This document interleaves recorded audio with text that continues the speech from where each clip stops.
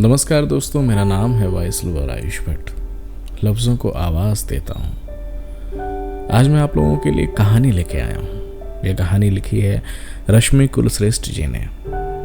तो आइए सुनते हैं आज की ये कहानी, कोरा आंचल। चारू, गाना रिवाइंड कर देना प्लीज। माँ ने मनुहार से मुझे पुकारा। हाँ माँ, करती हूँ, कहकर मैं सोफे पर बैठ गई। हवा से उड़ते झूलते पर्दे के बीच से उनको देखती रही। वो बाहर थी बागवानी में, दुपट्टा कमर में कसे, चूड़ियाँ ऊपर सरकाकर, हाथ में खुरपी लिए पौधों की देख रेख कर रही थी। माँ को अच्छा लगता था। वैसे शौक तो पापा को था, लेकिन 2 साल पहले उनकी मौत के बाद माँ ने अपना लिया। सप्ताह के आखिरी दिन म्यूजिक सिस्टम पर अपना पसंदीदा गाना लगाकर उसे गुनगुनाते हुए पौधे संवारना, ये काम तय था। चारू, कर देना। दोबारा पुकार सुनकर मैंने हाँ हाँ कर रही हूँ कहा और गाना रिवाइंड करके बाहर आई। माँ छिड़काव करते हुए गुनगुना रही थी। तू धार है नदिया की, मैं तेरा किनारा हूँ, तू मेरा सहारा है, मैं तेरा सहारा हूँ। मैं उनके करीब बैठकर गले में बाहें डालकर झूलने लगी। वो तो अभी गाने में मगन थी, वरना मेरे ऐसे लड़ाने पर कहती, तू ऐसे ही बच्चों की तरह रहा करना, 16 की उम्र में अम्माओं जैसे बातें करती है। हाँ थी मैं अभी उम्र से बड़ी समझदार। शायद खुले को संभालते हुए समझदारी आ गई। पापा के बाद माँ से अनुकंपा में मिली बैंक की नौकरी संभाली, घर और खुद को संभाला, तो मैंने भी अपना ख्याल खुद रखना शुरू कर दिया। माँ, आज खाने में क्या है? माँ, आज खाने में क्या है? एक दफ़ा गाना बंद होने पर मैंने पूछा। वो पानी का नल बंद करते हुए बोली, आज साउथ पॉइंट चलें? बहुत दिन से ओनियन डोसा नहीं खाया, तो अपना वो खा लेना। क्या बोलती है? वो केसरी हलवा। मैंने कहा तो चुटकी बजाकर बोली, हाँ वही। थोड़ी देर बाद हम चटपट तैयार हो गए। हाँ, चटपट करना ही क्या होता था। मैं जींस टॉप डालती, माँ सूट बदलती, साड़ी कम ही पहनती थी माँ, और स्कूटी की चाबी उठाकर हम निकल पड़ते। तैयार होकर माँ पर्स में पैसे वगैरह चेक कर रही थी, तभी मोबाइल की घंटी बजी। बाबा का फ़ोन था। वो तो सुबह 7 और रात के 10 बजे फ़ोन करते थे, फिर अब क्यों? ये बेवक्त बजने वाली फ़ोन की घंटियाँ चिंता दे जाती हैं। जी पिताजी, प्रणाम। माँ ने फ़ोन उठाया। मैं उनकी शक्ल देखकर अंदाज़ा लगा रही थी कि क्या बात हो रही होगी। माँ ने बीच बीच में, अच्छा वो संदीप जी, हाँ हाँ आ जाए, कोई दिक्कत नहीं, ठीक है रखती हूँ, नमस्ते पिताजी, कहकर फ़ोन रख दिया। क्या हुआ माँ, कौन आ रहा है? मैंने फ़ोन रखते ही पूछा। उन्होंने चाबी उठाकर मेरे माथे पर गिरे बाल संवारते हुए कहा, तेरे फूफा जी, तेरे बाबा की भांजी के हस्बैंड, वो जो पापा को मेरा नाम लेकर चिढ़ाते थे, मोहिनी के मोहना, वही। अच्छा वो, लेकिन क्यों? पूछते हुए मैंने कमरे की लाइट बंद की और हम बाहर आने लगे। उनका ट्रांसफ़र हुआ है, हमारे साथ रहेंगे, पिताजी कह रहे थे। अच्छा है, कोई आदमी साथ में रहेगा। अकेली औरतों के लिए दुनिया कितनी ख़राब है। माँ बात कर रही थी और मैं अलवर शहर की सड़कों पर चलती सोच रही थी कि कौन सी दुनिया ख़राब है। जो हमसे मिलकर बनी है वही ना। कुछ रिश्ते एक बोझ के साथ आते हैं। फूफा जी उन्हीं में से एक थे। माँ ने ऊपर वाले कमरे में उनका इंतज़ाम किया था, लेकिन वो गेस्ट रूम में जम गए। मेरा मन हुआ कि बोल दूँ, लेकिन माँ ने चुप करा दिया कि बुरा न लग जाए। सुबह से प्याज के पकौड़ों की महक घर भर में घुमड़ रही थी। बीच बीच में चटकती हरी मिर्च की झांस भी दौड़ गई। माँ रसोई में थी और मैं फूफा जी के साथ ड्राइंग रूम में दीवान पर लेटे हुए पुराने किस्से सुना रहे थे। सच बताऊं तो मैं उन्हें सुन कम देख ज़्यादा रही थी। उनकी रंगी फ्रेंच कट बाहें, जबड़े पर चोट के निशान और कलाई में झूलता सुनहरा ब्रेसलेट। अरे संदीप जी, आप खाइए ना, माँ ने गर्म पकौड़े प्लेट में रखते हुए कहा। अरे भाभी जी, अपने हाथों से खिलाएंगी तब खाएंगे हम। कहते हुए उन्होंने मुंह खोला तो झिझकते हुए माँ ने एक पकौड़ा बनाया। आहा, खूबसूरत हाथों से खाने का अपना आनंद है, परमानंद। उठाकर लगाकर बोले।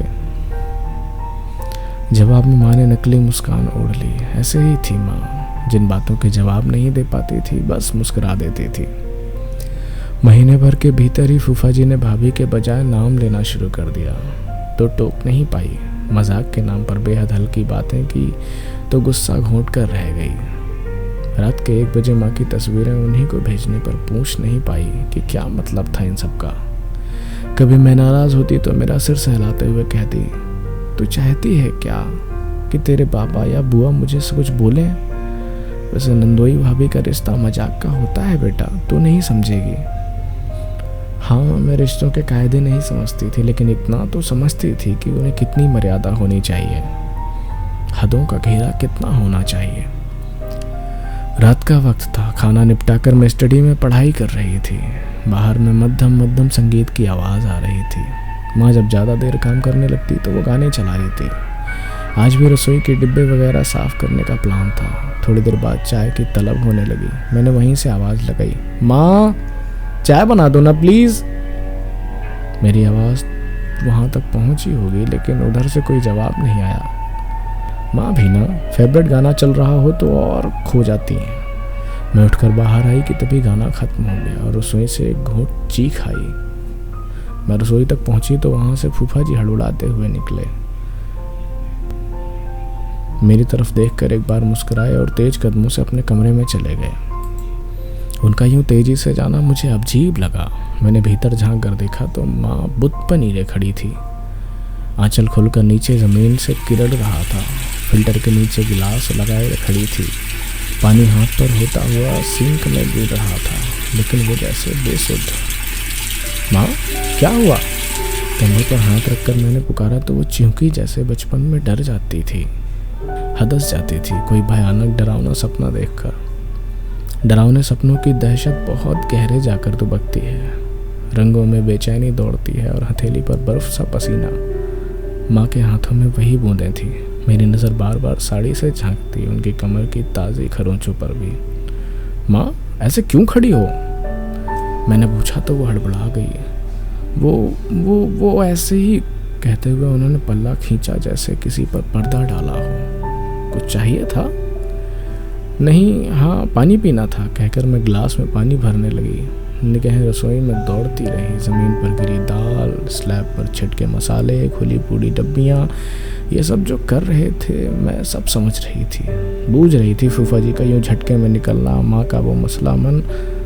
उस रात माँ सोई नहीं, पलंग पर सिमटी रही, मुट्ठियाँ सीने के बांधे, घुटनों के पेट चिपकाए। वो थरथराहट को रोकने की कोशिश करती तो तेज ज़्यादा कांप जाती।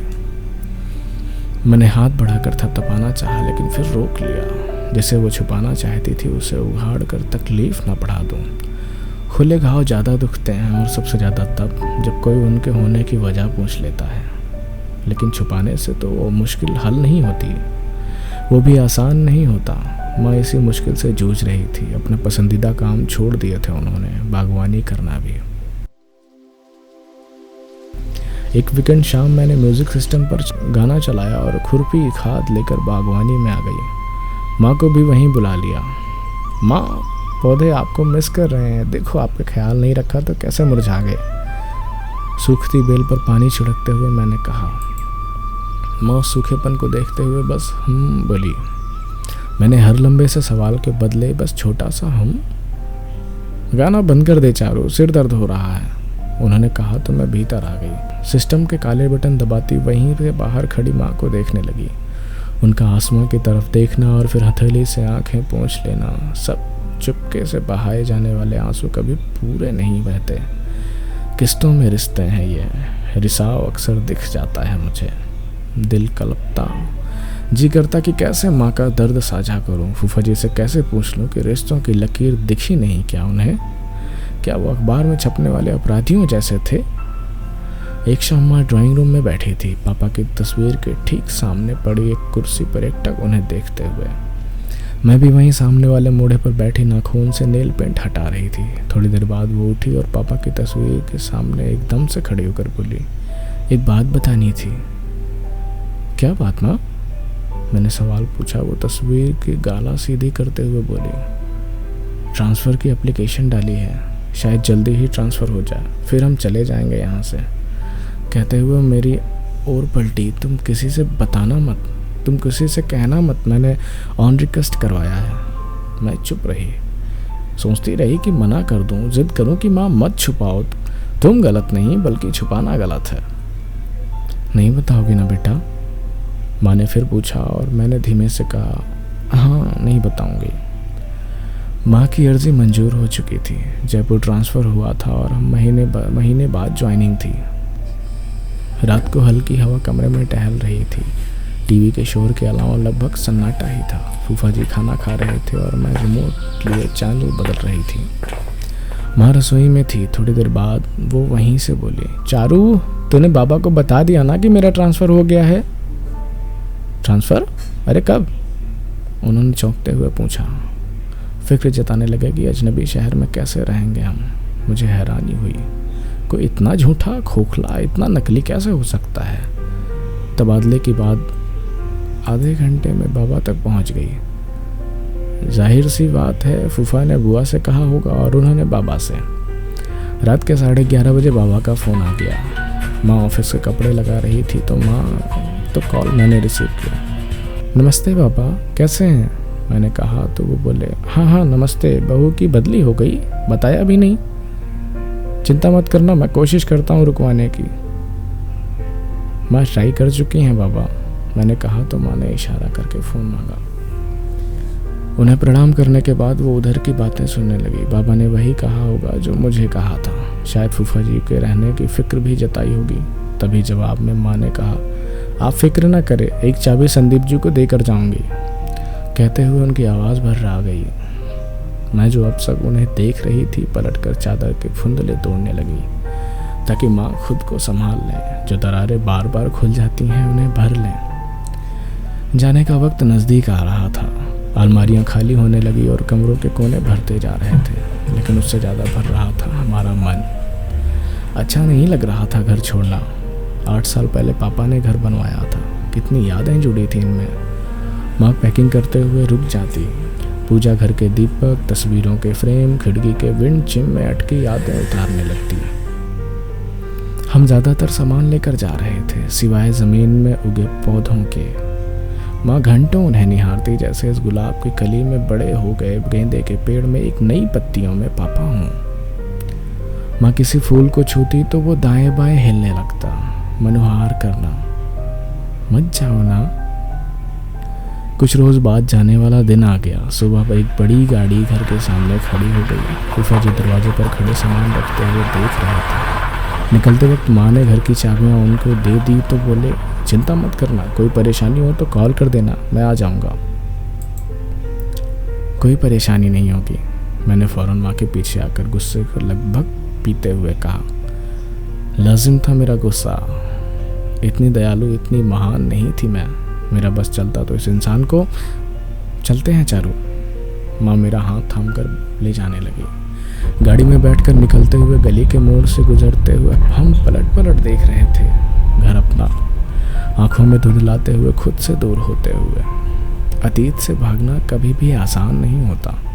वो कंधों पर हाथ जमाए पीठ पर किसी जिद्दी बच्चे की तरह लद जाता है। जयपुर आए, किराए के मकान में रहते हुए 7 रोज गुजर गए थे। पहली मंजिल पर था मकान, 2 कमरों के बीच लॉबी और बाहर बालकनी, सामने बड़ा सा मैदान भी। माँ अक्सर उसी बालकनी में खड़ी दूर कहीं देखती रहती, जाने क्या देखती होंगी या जाने कुछ सोचती हूँ। मैं पूछती, क्या सोच रही हो माँ? तो मुझे कंधों से थाम कर भींच लेती। मेरी पीठ पर उनकी बेतला थप उनके मन के सारे भेद खोल जाती। एक शाम मौसम काफ़ी अच्छा था। माँ खरीदी हुई सब्जियां छांट रही थी। प्याज वाली भिंडी बनाऊं क्या? सब्जी किनारे सरकाते हुए उन्होंने पूछा। चलो ना बाहर खाते हैं, यहाँ की प्याज की कचौड़ी बहुत फेमस है। कहते हुए मैंने डलिया खींचा। रहने देना, कहकर वो दोबारा छांटने लगी। मैंने फिर पूछा। जवाब में 2 गहरी सांस सुनाई थी, जैसे बहुत थक गई हूँ। लेकिन आज तो छुट्टी थी, तबीयत भी ठीक थी। कोई जवाब पाकर मैंने ही कह दिया, प्याज वाली भिंडी बना लेते हैं। माँ मेरा सिर थपथपाते हुए रसोई में चली गई। 167 किलोमीटर दूर आकर भी बहुत बदलाव नहीं आया उनमें, सिवाय इसके कि अब वो चौंक कर पीछे पलटती नहीं थी, वरना वो चुप्पी आज भी वही थी। कैद की साकत उतनी ही कस के बंद और वो छुपाना अब भी जारी था। 3 महीने बीत चुके थे हमें आए। हफ्ते भर में बाद मेरा जन्मदिन था। मेरी जिद पर हम जयपुर के बापू बाजार गए थे। शाम के साथ भीड़ बढ़ रही थी। रोशनी के बीच गुलाबी दुकानों पर सतरंगी सामान चमक रहा था। जयपुरी कढ़ाई वाले बैग, जूतियाँ, बंधनी के दुपट्टे, साड़ियाँ, सूट। खरीदारी करते हुए माँ किसी विदेशी टूरिस्ट को दुपट्टा उड़ाते हुए देखती तो रुक जाती। उसके चेहरे की खुशी हंसी देखने लगती और मैं उनकी उदासी। शॉपिंग करके हम कैब से लौटने लगे। शहर की अबूझी सड़कों पर कार तेजी से जा रही थी। माँ खिड़की से बाहर झांक रही थी। माँ, किसी का जाना हमें स्ट्रांग बनाता है या वीक? मैंने पूछा। वो बाहर देखते हुए बोली, वो तो खाली कर जाता है। फिर वक्त, हालात, ये सब मिलकर हमें मजबूत या कमजोर बनाते हैं। तुम मजबूत थी ना? मैंने शब्द पर जोर दिया। वो हैरानी से मेरी ओर पलटी। उनकी हथेली थाम ली मैंने। ट्रस्ट मी माँ, जब अंधेरी गलियों में तुम मेरी हथेली थामती थी तब उनमें पापा की मजबूत कसावट होती थी। अच्छे रिजल्ट पर जब भी पीठ थपथपाई तो उनमें थमक महसूस होती थी। तुम थी स्ट्रांग, तभी तो सब कुछ संभाल लिया। मेरी बातें उनकी अंगुलियों की कसावट बढ़ाने लगती। मैंने बात बदल दी। मौसम, दोस्त, एग्जाम से होते हुए मेरे बर्थडे तक ले आई। तू दोस्त के साथ मनाएगी बर्थडे या घर पर? उन्होंने पूछा तो मैंने सोचकर रखा हुआ जवाब दिया, घर पर, अपने घर, पापा के साथ। मना मत करना माँ, प्लीज़। मैंने कहा तो उन्होंने इनकार नहीं किया और मैंने इसे हाँ मान लिया। यकीन नहीं होता ये वही घर है जो कुछ महीनों पहले था। जितनी दीवारों पर रौनक और लॉन के सुकून का डेरा रहता था, आज जैसे बियाबा। फूफा जी ऑफिस होंगे इसीलिए घर पर ताला लगा था। गेट खोलकर मैं जैसे ही भीतर आई ठिठक गई। सारे पौधे मुरझा चुके थे, पत्तियां जर्द और टहनियाँ एकदम कमज़ोर। माँ ने एक सूखे तने पर हथेली कस दी, जैसे आखिरी दफ़ा पापा की उंगलियां थामी थी। माँ चलो भीतर, मैंने कहा। वो धीमे से बोली, ऐसा ही घर छोड़कर गए थे क्या? घर की खिड़की दरवाजे खोलते हुए मैंने कहा, नहीं माँ, छोड़ दिया था तो ऐसा हो गया, नहीं जाना चाहिए था। हाँ लेकिन यहाँ भी कैसे रहते? बुदबुदाते हुए उन्होंने मेज पर जमी धूल पोंछी। दिन भर मैं सोचती रही कि अगर पापा होते तो हम कभी नहीं जाते। फिर ख्याल आया कि वो होते तो ऐसा कुछ होता ही नहीं।